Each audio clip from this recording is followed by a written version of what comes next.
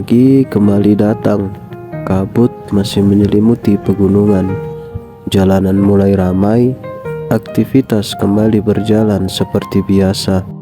Ada yang berangkat bekerja, ada yang berangkat sekolah, dan ada yang memulai hari dengan berbagai kesibukan. Di tengah rutinitas itu, seringkali kita merasa tidak memiliki cukup waktu. Padahal selalu ada celah kecil yang tersisa, misalnya saat menunggu atau ketika pekerjaan telah selesai. Waktu-waktu singkat yang sering berlalu begitu saja, padahal dari celah waktu itulah kita bisa mulai belajar sesuatu yang baru. Di Tanah Toraja, banyak hal yang lahir melalui sebuah proses yang panjang, proses yang dijaga, dan proses yang diwariskan dari generasi ke generasi. Seperti patung Yesus buntu burake yang berdiri megah menghadap lembah di bawahnya. Keberadaannya mengingatkan kita bahwa sesuatu yang bernilai tidak pernah lahir dalam sekejap. Dibutuhkan waktu, kesabaran, dan kerja keras. Begitu pula dengan tongkonan. Di balik setiap ukiran tersimpan pesan kehidupan. Di balik setiap tradisi tersimpan pengetahuan yang diwariskan oleh para leluhur. Budaya tidak hanya untuk dikagumi, tetapi juga untuk dipahami dan dipelajari. Sebab budaya tidak akan tetap hidup hanya karena usianya yang panjang. Budaya akan terus hidup ketika dipahami, dipelajari, dan diwariskan. Disinilah literasi menemukan maknanya.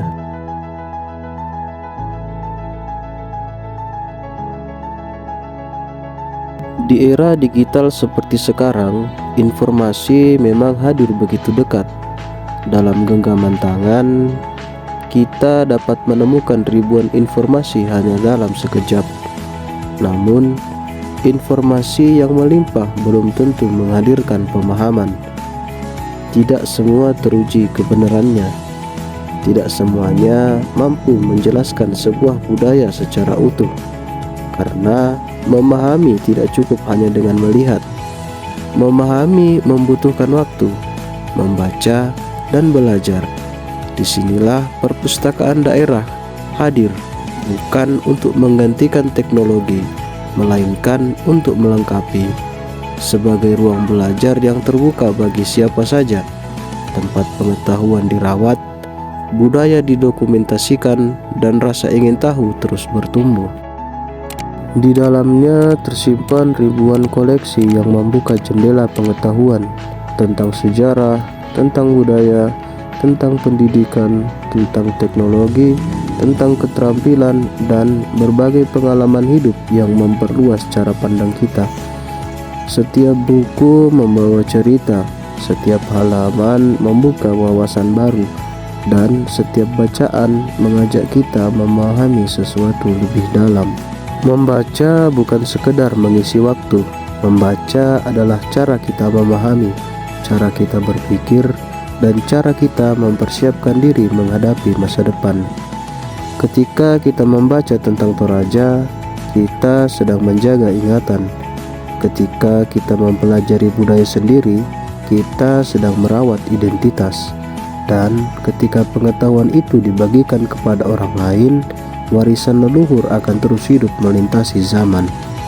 Karena itu, budaya membaca perlu terus ditumbuhkan.